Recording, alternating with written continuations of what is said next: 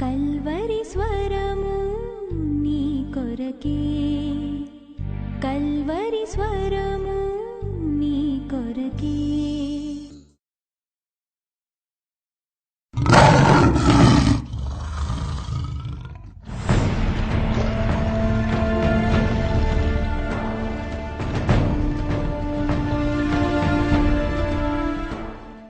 దానియేలు గ్రంథము 1వ అధ్యాయము 1వ వచనం నుంచి 5 వచనాలు చదువుతున్నాను. మీరు కూడా చక్కగా మీ బైబిళ్లను తెరవండి. యూదా రాజగు యెహోయాకీము ఏలుబడిలో 3వ సంవత్సరమున బబులోను రాజగు నెబుకద్నెజరు యెరూషలేము మీదికి వచ్చి దానిని ముట్టడి వేయగా, ప్రభు యూదా రాజుగు యెహోయాకీమును దేవుని మందిరములోని శేషించిన ఉపకరములను ఆ రాజు చేతికి అప్పగించెను గనుక అతడు ఆ వస్తువులను షీనారు దేశములోని తన దేవతాలయమునకు తీసుకొని పోయి తన దేవతాలయపు బొక్కసములో ఉంచెను. రాజు అష్పెనజు అను తన నపుంసకుల అధిపతిని పిలిపించి అతనికి ఇలాగ ఆజ్ఞాపించెను: ఇశ్రాయేలీయుల రాజవంశములలో ముఖ్యులై లోపము లేని సౌందర్యమును సకల విద్యా ప్రావీణ్యతయు జ్ఞానమును కలిగి తత్వజ్ఞానము తెలిసిన వారై రాజు నగరునందు నిలువదగిన కొందరు బాలులను రప్పించి కల్దీయుల విద్యను భాషను వారికి నేర్పుము. మరియు రాజు తాను భుజించు ఆహారములో నుండి తాను పానము చేయు ద్రాక్షరసములో నుండి అనుదిన భాగము వారికి నియమించి 3 సంవత్సరములు వారిని పోషించి పిమ్మట వారిని తన ఎదుట నిలువబెట్టునట్లు ఆజ్ఞ ఇచ్చెను.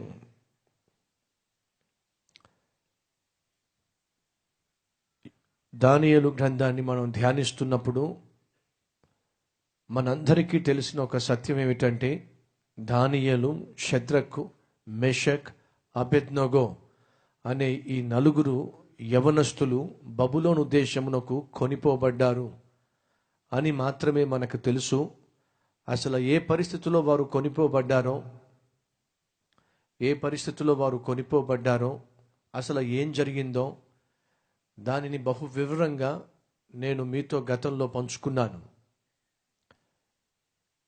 దేవుని మాట వినవలసినటువంటి దేవుని ప్రజలు దేవుని మీద తిరగబడ్డారు. దేవుని యొక్క వాక్యమును, ఆయన ఆజ్ఞలను పట్టించుకోవడం మానేశారు.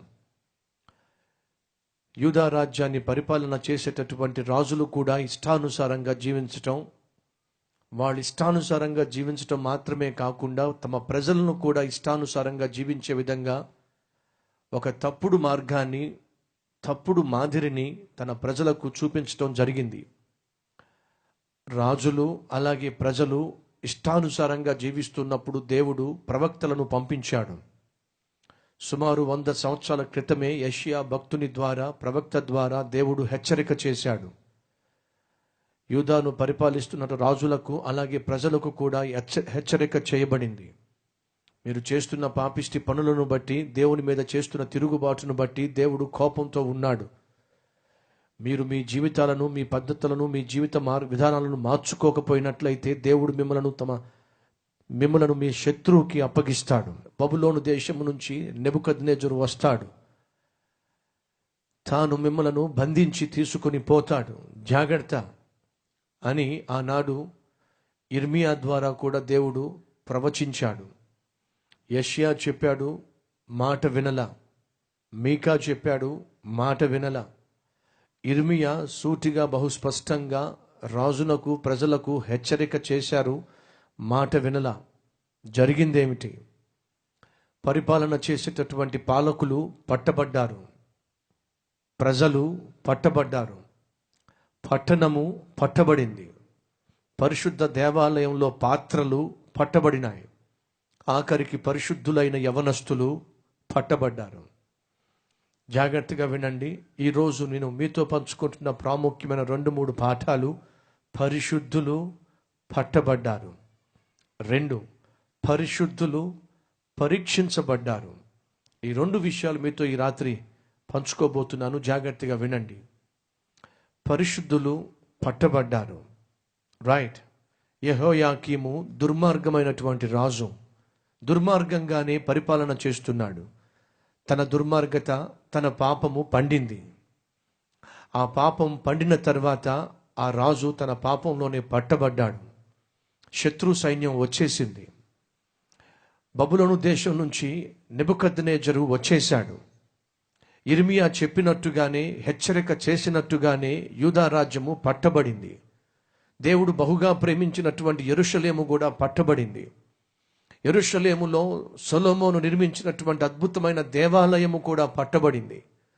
ఆ దేవాలయములో, పరిశుద్ధ దేవాలయములో వాడబడవలసినటువంటి పరిశుద్ధమైన పాత్రలు కూడా పట్టబడినాయి. అంతేకాకుండా ఆ యూదా రాజ్యములో ఉన్నటువంటి కొంతమంది యవ్వనస్తులు కూడా పట్టబడ్డారు. పరిశుద్ధులైన యవ్వనస్తులు పట్టబడ్డారు. వాళ్ళేం తప్పు చేశారు? వాళ్ళేం పాపం చేశారు? వాళ్ళెందుకు శత్రువు చేతిలో బందీలు కావాలి? వాళ్ళెందుకు పరాయి రాజ్యంలో, పరాయి రాజు దగ్గర బానిసలుగా జీవించాలి? వాళ్ళేం తప్పు చేశారని చెప్పి దయచేసి గమనించండి. పరిపాలన చేసేవాళ్ళు తప్పు చేసినట్లయితే ప్రజలు తప్పనిసరిగా దానికి మూల్యము చెల్లించవలసి వస్తుంది. అధికారులు తప్పు చేసినట్లయితే వారి కింద పనిచేసేవారు దానికి మూల్యము చెల్లించవలసి వస్తుంది. ఇంటిలో ఉన్నటువంటి భర్త లేక భార్య బాధ్యత లేకుండా జీవించే వాళ్ళు అయినట్లయితే, మాదిరికరంగా జీవించకపోతే, ఇష్టానుసారంగా బ్రతికేవారి అయినట్లయితే బిడ్డలు దానికి మూల్యము చెల్లించవలసి వస్తుంది. అది వాస్తవము.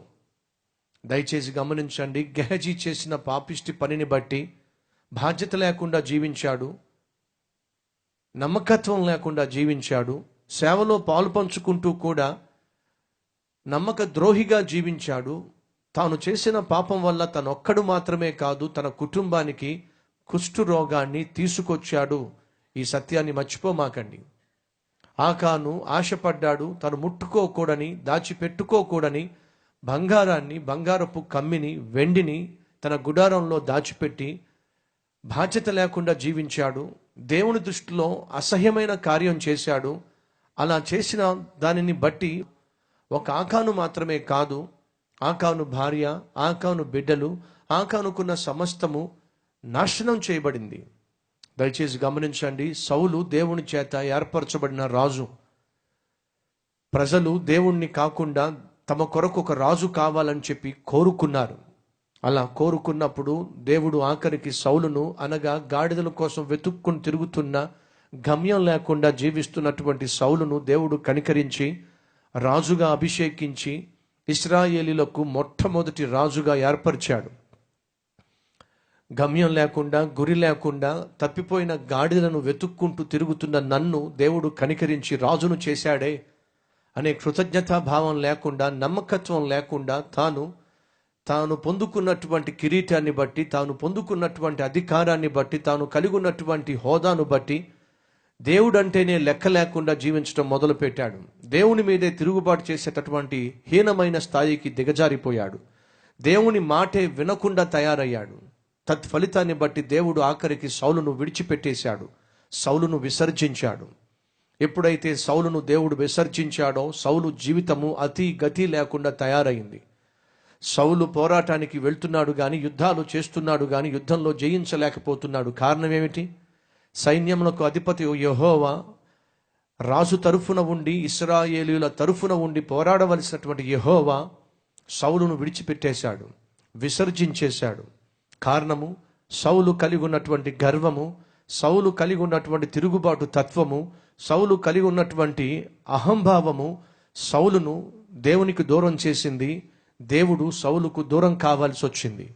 సహోదరుడా, సహోదరి, మన జీవితంలో దేవుడు మనల్ని కనికరించి ఇచ్చిన ఆశీర్వాదాలను బట్టి, ఆస్తిపాస్తులను బట్టి, వస్తు వాహనాలను బట్టి, ఉద్యోగాన్ని బట్టి, వ్యాపారంలో లాభాన్ని బట్టి, ఈరోజు కలిగి ఉన్నటువంటి సిరి సంపదలను బట్టి, పేరు ప్రఖ్యాతలను బట్టి ఒకవేళ మనం గర్వించినట్లయితే ఆ గర్వమే మనల్ని దేవునికి దూరం చేస్తుంది.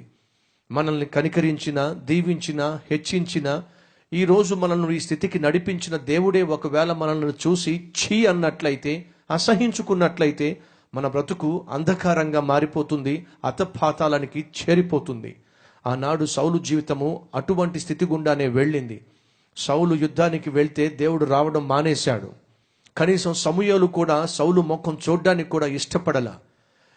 ఆఖరికి ప్రవక్త మాట్లాడటల్లా దేవుని దగ్గర నుంచి దేవుని చిత్తం ఏమిటో సౌలుకు తెలియటల్లా, యుద్ధము చేయాలా వద్దా, యుద్ధానికి వెళ్తే గెలుస్తాడా ఓడిపోతాడా, కనీసము సలహా ఇచ్చే నాదుడే లేనటువంటి స్థితిలో సౌలు యుద్ధానికి వెళ్ళాడు. సౌలుకు ఒక చక్కని కుమారుడున్నాడు, అతని పేరు యోనాతాను. యోనాతాను బహు నీతిమంతుడు. యోనాతాను బహు అద్భుతమైనటువంటి ఒక యవనస్తుడు, లేదా అద్భుతమైనటువంటి ఒక ఆత్మీయుడు. వాస్తవంగా సౌలు తర్వాత యోనాతానే రాజు కావాలి. కానీ యోనాతాను దేవుని యొక్క చిత్తాన్ని గ్రహించాడు. నా తండ్రి అయినటువంటి సౌలును దేవుడు రాజుగా విసర్జించాడు. సౌలు స్థానంలో దేవుడు దావీదును రాజుగా ఏర్పరచుకున్నాడు. వాస్తవంగా నేను రాజుగా సింహాసనం మీద కూర్చోవాలి, కానీ జీవము కలిగిన దేవుడు నన్ను కాకుండా దావీదును రాజుగా ఏర్పరచుకున్నాడు అని గ్రహించి దావీదును చూసి యోనాతాన్ అంటాడు, దావీదా, నీవు రాజు అవుతావు, నేను నీకు హెల్పర్గా ఉంటాను, సహకారిగా ఉంటాను. ఎవరు చెప్పగలరండి ఆ మాట? రాజు కుమారుడైనటువంటి రాకుమారుడైనటువంటి యోనాతాను, సౌలు చనిపోయిన తర్వాత నిర్భయంగా సింహాసనంలో కూర్చోవలసిన యోనాతాను తన శరీరానుసారంగా ఆలోచించకుండా, తన బుద్ధికి పని చెప్పకుండా దేవుని యొక్క చిత్తం ఏమిటో గ్రహించి, నా రాజ్య విధానం ప్రకారము, రాజ్య పరిపాలన విధానం ప్రకారము రాజు చనిపోతే రాజు కుమారుడే ఆ రాజ్యాన్ని పరిపాలించాలి, అది సహజం. ఆ విధంగా చూసుకున్నట్లయితే నేనే రాజును కావాల్సింది, కానీ దేవుడు నన్ను కాకుండా దావీదును పరిపాలన చేయడానికి ఏర్పరచుకున్నాడు. అది దేవుని చిత్తం. దేవుని చిత్తము నా ఇష్టానికి వ్యతిరేకమైన, దేవుని చిత్తము నా ఆలోచనకు ఆశయానికి వ్యతిరేకమైన, నేను మనస్ఫూర్తిగా దేవుని చిత్తానికి లోపడతాను.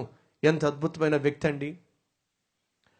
మన రూమ్మేట్స్ మనతో పాటు ఉద్యోగానికి అప్లై చేసినప్పుడు మనకు ఉద్యోగం రాకుండా పక్కవాడికి ఉద్యోగం వస్తే వాడికి కంగ్రాచులేషన్ చెప్తాం, కానీ మనసుతో చెప్పలేము. కారణం ఏమిటి?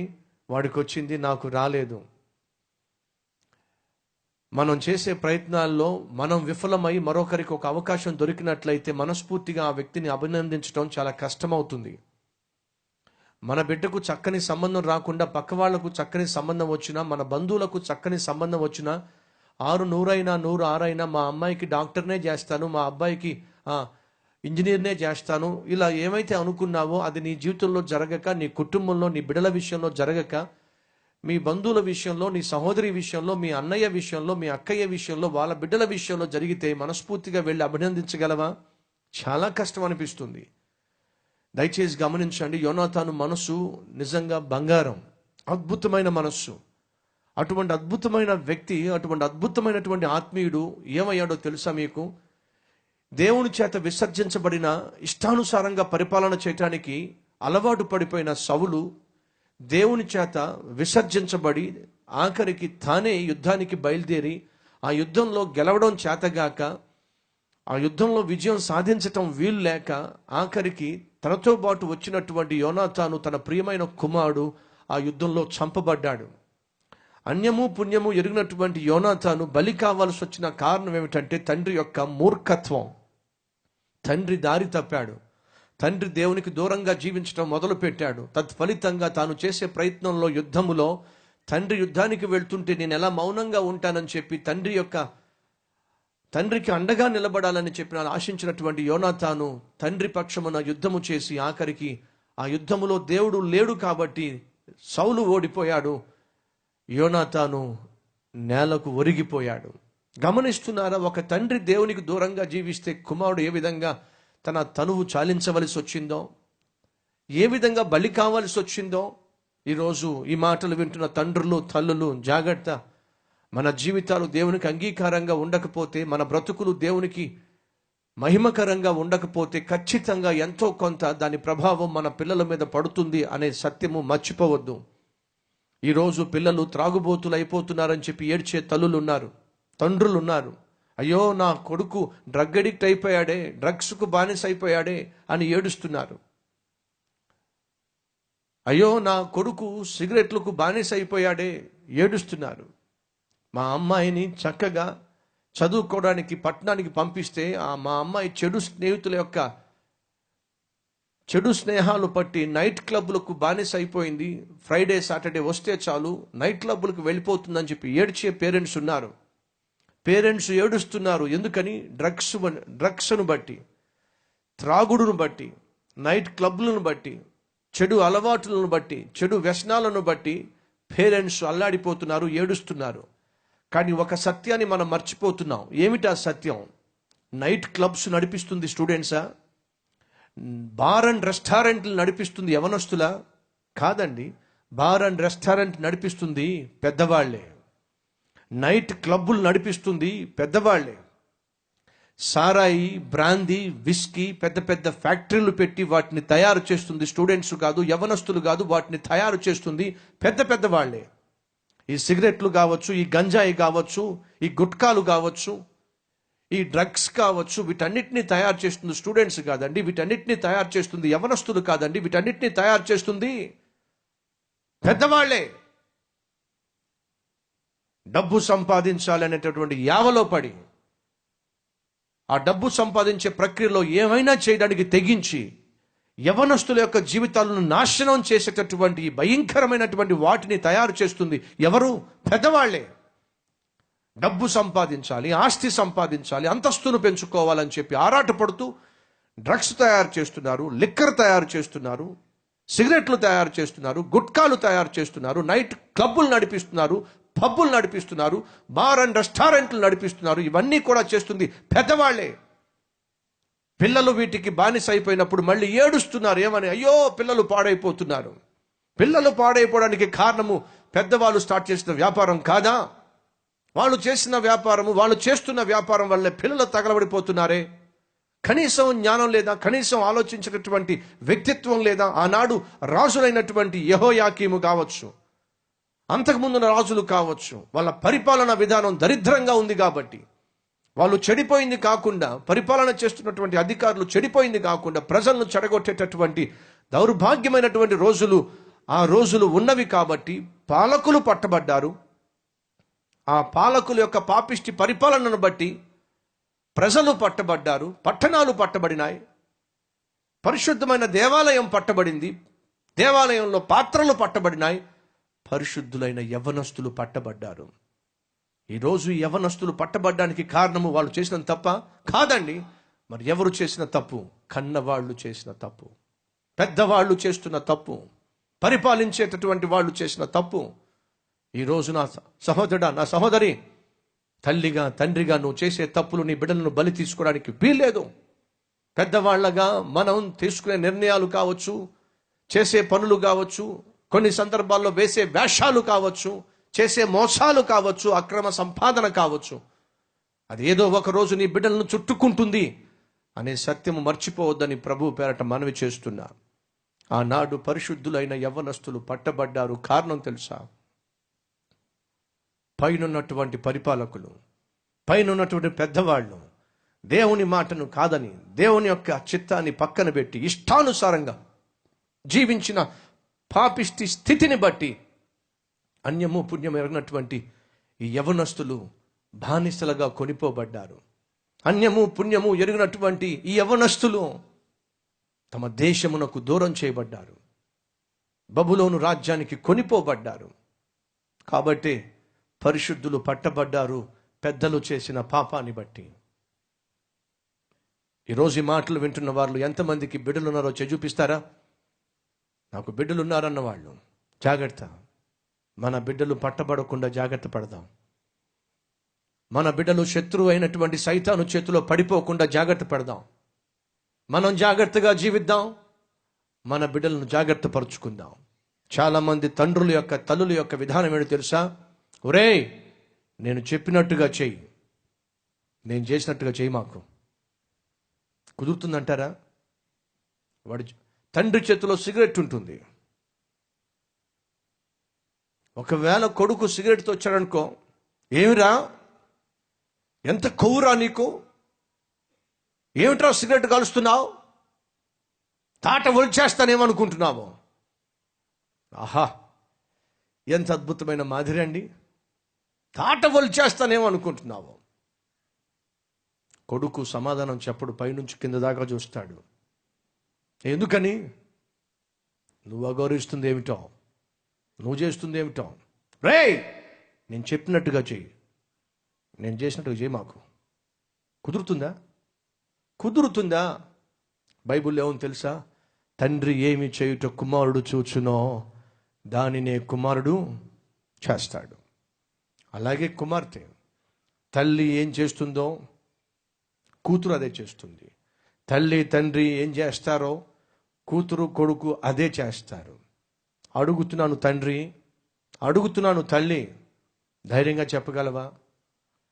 ఒరే బాబు, అమ్మా, నీ జీవితంలో దేవుడు ఆశించినటువంటి ఉన్నతమైన జీవితం నువ్వు జీవించాలని ఆశపడుతున్నా, ఒకవేళ ఉన్నతమైన జీవితం నువ్వు జీవించడం చేత కాకపోతే కనీసం నాలాగన్నా బ్రతకాలని కోరుతున్నా. కనీసం నాలా బ్రతకరా నువ్వు, కనీసం నాలాగా బ్రతుకమ్మా నువ్వు. చెప్పగలిగినటువంటి తండ్రివేనా? చెప్పగలిగినటువంటి తల్లివేనా? ఒక తండ్రిగా నాకు బాధ్యత ఉంది.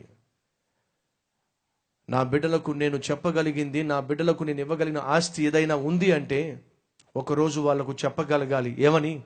రేయ్, మీరు నాలా జీవిస్తే చాలరా, అంతకని ఎక్కువ నేను కోరుకోవట్లేదు అని నా బిడ్డలకు చెప్పగలగాలి. అదే నేను ఇవ్వగలిగినటువంటి ఆస్తి వాళ్లకు. అడుగుతున్నాను తండ్రి, అడుగుతున్నాను తల్లి, చెప్పగలమా ఈరోజు మన పిల్లలకు? నువ్వు నాలా జీవిస్తే చాలు, నువ్వు నాలా ప్రభువును ప్రేమిస్తే చాలు, నువ్వు నాలా ప్రభువును సేవిస్తే చాలు, నువ్వు నాలా పరిశుద్ధంగా జీవించగలిగితే చాలు, నువ్వు నాలా ఆత్మీయ జీవితాన్ని కాపాడుకోగలిగితే చాలు. తండ్రి తల్లి చెప్పగలిగితే ఎంత బాగుంటుంది. అయ్యో, ఆ రోజు ఆ పెద్దలు పాపానికి అమ్ముడుపోయారు, ఆఖరికి శత్రువు చేతిలో బందీలైపోయారు.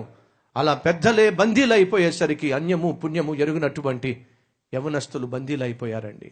తండ్రులు తల్లులో జాగ్రత్తగా జీవిద్దాం.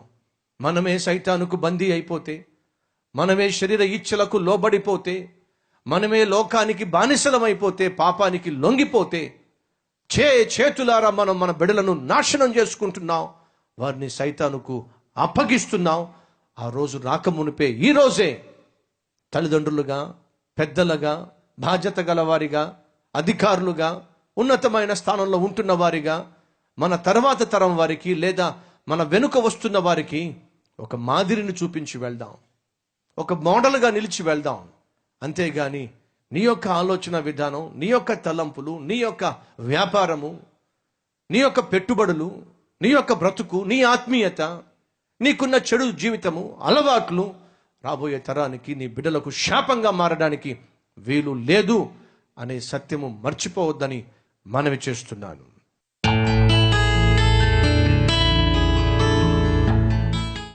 మహాపరిశుద్ధుడు అయిన ప్రేమ కలిగిన తండ్రి, ఆనాడు పరిశుద్ధులు పట్టబడ్డారు.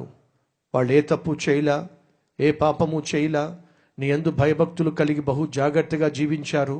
అయినా వారి పితరులు చేసిన, పాలకులు చేసిన, ప్రజలు చేసిన పాపిష్టి పనులను బట్టి పట్టణము పట్టబడింది, ప్రజలు పట్టబడ్డారు, పాలకులు పట్టబడ్డారు, పరిశుద్ధ మందిరము పట్టబడింది, పరిశుద్ధ పాత్రలు పట్టబడ్డాయి, ఆఖరికి పరిశుద్ధంగా జీవించే యవ్వనస్తులు కూడా పట్టబడ్డారు. పెద్దలైనటువంటి వాళ్ళు, పేరెంట్స్ అయినటువంటి వాళ్ళు నీతిగా యథార్థంగా జీవించకపోతే బిడ్డలు ఏ రీతిగా నాయన పట్టబడతారో, ఏ విధంగా శత్రువుల చేతులకు వెళ్ళిపోతారో ఇది మాకు ఒక హెచ్చరిక. నాయన, ఆకాను చేసిన పాపం వల్ల కుటుంబం నాశనమైంది, గెహజీ చేసిన పాపం వల్ల బిడ్డలకు, సంతతికి కుష్ఠరోగం వచ్చింది. అయ్యా, ఈరోజు నీ సన్నిధిలో అనేక నూతన పాఠాలు నేర్చుకున్నాం. సౌలు అవిధేయత వల్ల కుమారుడు కూడా యుద్ధంలో సౌలుతో పాటు చావవలసి వచ్చింది. మంచి బిడ్డలే, తల్లిదండ్రులు మంచివాళ్ళు కాకపోయినా, మాదిరిగా ఉండకపోయినా ఎలా బిడ్డలు నష్టపోతారో సూటిగా మాకు తెలియచేశావు నాయన. నేను, నాతో పాటు ఈరోజు వాక్యం విన్న ప్రతి తండ్రి తల్లి ఇక నుంచైనా మాదిరిగా జీవించడం నేర్పించండి నాయన. అద్భుతమైన ఆత్మీయ పాఠాలు నేర్పిస్తున్నావు.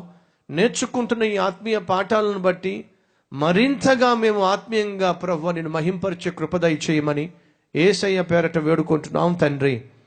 ఆమేన్.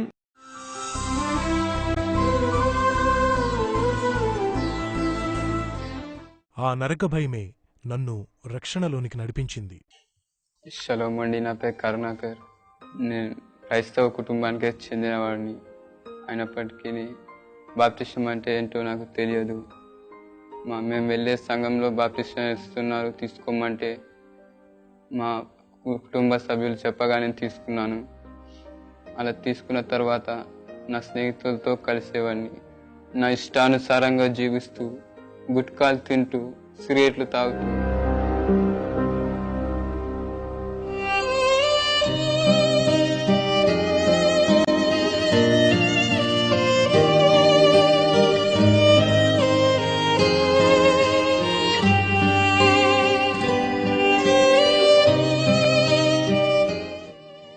మందు త్రాగుతూ అంత ఎన్ని విధాలుగా చెడిపోయాలో అన్ని విధాలుగా చెడిపోయాను.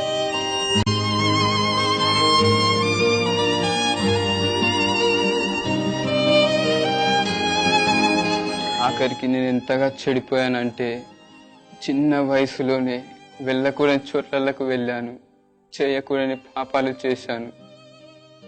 ఇంతగా చెడిపోయి జీవిస్తున్నాను. నన్ను మా బంధువు ఒక అతను నన్ను కలుసుకున్నాడు.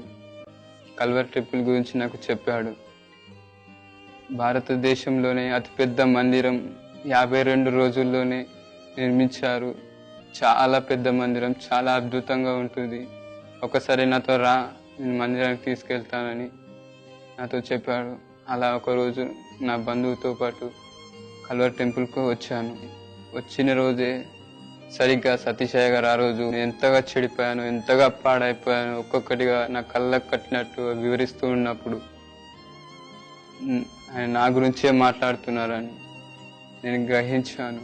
ఇలాంటి బ్రతుకు జీవిస్తూ ఈ పాపంలో నేను మరణిస్తే ఎక్కడికి వెళ్తావో, నరకం అనేది ఉందని, అది బహు భయంకరమైనదని చెబుతూ ఒక వీడియో క్లిప్ ద్వారా నాకు చూపించాడు.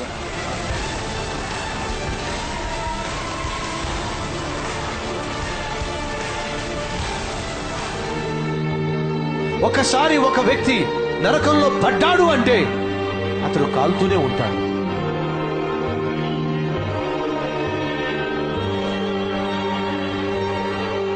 ఆ మంట తట్టుకోలేక ఏడుస్తారు, కేకలు వేస్తారు.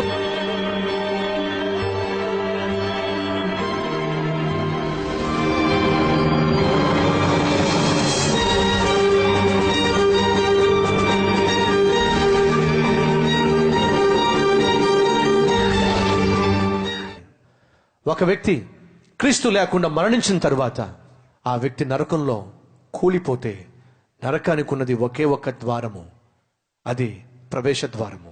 ఆ ఘోరమైన నరక యాతనను చూసి భయం పుట్టింది. దేవుని బిడ్డగా జీవించమని ఆ రోజు దైవజనులు అందిస్తున్న వాక్యం ద్వారా నా జీవితాన్ని మార్చుకున్నాను. నా జీవితాన్ని యేసుక్రీస్తుకి అంకితం చేసుకున్నాను. ప్రభు సాక్షిగా జీవిస్తున్నాను. ఒకప్పుడు అబద్ధాలతో కూడిన వ్యాపారం, మోసాలతో కూడిన వ్యాపారం ఉండేది. ఆ అబద్ధాలతో కూడిన వ్యాపారం, మోసాలతో కూడిన వ్యాపారాన్ని వదిలేశాను.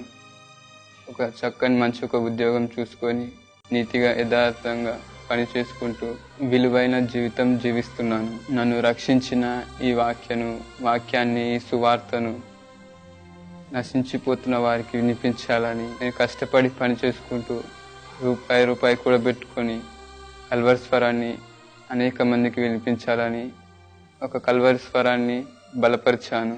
నరకానికి పోవలసిన నన్ను రక్షించిన ఆ దేవునికి ఇంత గొప్ప రక్షణ సువార్తను నాకు అందించి నన్ను రక్షణలోకి నడిపించిన ఆ గొప్ప దైవజనుని సతీశయ్య గారికి నా నిండు వందనము.